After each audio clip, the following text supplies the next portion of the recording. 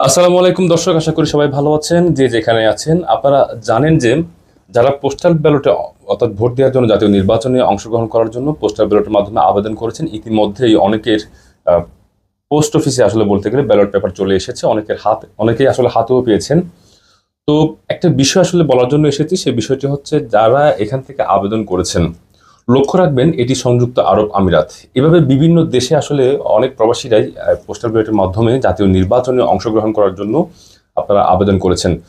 লক্ষ্য রাখবেন সংযুক্ত আরব আমিরাতের ক্ষেত্রে যদি বলতে যাই, তাহলে সংযুক্ত আরব আমিরাতে কোনো প্রকার গণসমাগম ইউএই গভর্নমেন্ট অ্যাকসেপ্ট করে না। সেই ক্ষেত্রে আপনারা গণসমাগম করবেন না। বিভিন্ন রাজনৈতিক দল সহ বাংলাদেশ কনসুলেট বলেন, দূতাবাস বলেন, ইতিমধ্যেই তারা প্রচার প্রচারণা চালিয়েছেন যে পোস্টাল ব্যালটে কিভাবে বাংলাদেশিদের অংশগ্রহণ বাড়ানো যায় এই ব্যাপারে। পাশাপাশি বিভিন্ন সাংবাদিক সংগঠন, বাংলাদেশ প্রেস ক্লাব সহ আরো অনেকেই এই বিষয়েও সচেতনতামূলক বিভিন্ন পোস্ট করেছেন নিয়মিতভাবে। তো মনে রাখবেন সংযুক্ত আরব আমিরাতে যারা আছেন, বিশেষ করে আমি আমিরাতের ক্ষেত্রে যদি বলি, আপনারা এখানে গণসমাগম করবেন না। যে যেখানে আছেন সেভাবে ভোট দেওয়ার চেষ্টা করবেন। গণসমাগম করলেও সেটি যেন আপনারা আপনাদের মধ্যে থাকে, অর্থাৎ বিশৃঙ্খলা যেন না হয়, সেদিকে অবশ্যই লক্ষ্য রাখবেন, যাতে করে বাংলাদেশের ভাবমূর্তি কোনোভাবে নষ্ট না হয়।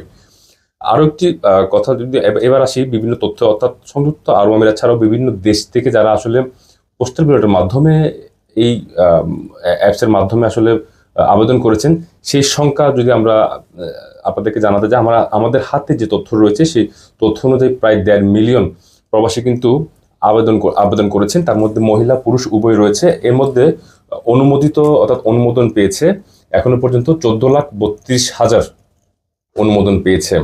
আরো হয়তো বা বাড়তে পারে, অবশ্যই বাড়বে সেই সংখ্যাটি। এবং সংযুক্ত আরব আমিরাতের ক্ষেত্রে যদি আমি বলতে যাই, সংযুক্ত আরব আমিরাতে এই নিবন্ধন শুরু হয়েছিল 19 নভেম্বর এবং সেটি শেষ হওয়ার কথা ছিল 2025 সালের কথা বলছি, সেটি শেষ হওয়ার কথা ছিল 25 ডিসেম্বর। তবে সংযুক্ত আরব আমিরাতে যেহেতু 12 লক্ষ প্রবাসী রয়েছেন, তাদের কথা চিন্তা করে অনেক সময় অনেক সমস্যা হতে পারে, সেই চিন্তা করে সেই সময়টি 2 দফা বাড়ানো হয়েছে।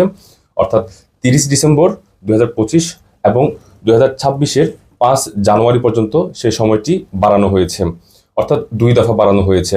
কিন্তু তারপরেও বিভিন্ন সমস্যা দেখা দিয়েছে, যেহেতু হয়তোবা আসলে এই সমস্যাটা ত্রুটি সমস্যাটা কি কারণে হয়েছে জানি না। অনেকেরই অভিযোগ এসেছিল যে, বা অনেকের কাছ থেকে জানতে পেরেছি আমরা প্রবাসীরা, যে ওটিপি জনিত সমস্যার কারণে অনেকে চাইলেও কিন্তু এবারের এই নির্বাচনে অংশগ্রহণ করতে পারেননি, বা জাতীয় নির্বাচনে। তবে এটি প্রবাসীদের দীর্ঘদিনের আসলে চাওয়া ছিল যে জাতীয় নির্বাচনে প্রবাসীদের অংশগ্রহণ থাকবে, প্রবাসী থাকা সত্ত্বেও। তো সেই আশা কিছুটা হলেও আসলে প্রথমবারের মতো ত্রুটিজনিত কারণ হলে কিছুটা হলেও অনেক প্রবাসীর সেই আশাটা পূরণ হয়েছে। সেটি আসলে একটি খুশির সংবাদ বলতে গেলে, তারা অংশগ্রহণ করতে পেরেছেন তাদের জন্য। আর সারা বিশ্ব থেকেও ইতিমধ্যেই বলেছি যে 1.5 মিলিয়নের মতো প্রবাসীরা অংশগ্রহণ করেছে। সেই ক্ষেত্রে সংযুক্ত আরব আমিরাত থেকে যদি আমরা হিসাব করি, আমাদের হাতে যে তথ্য আমাদের হাতে রয়েছে, সেই তথ্য অনুযায়ী সংযুক্ত আরব আমিরাত থেকে এখনো পর্যন্ত 34,385, অর্থাৎ প্রায় 35,000 পর্যন্ত প্রবাসী বাংলাদেশিরা কিন্তু অংশগ্রহণ করেছে।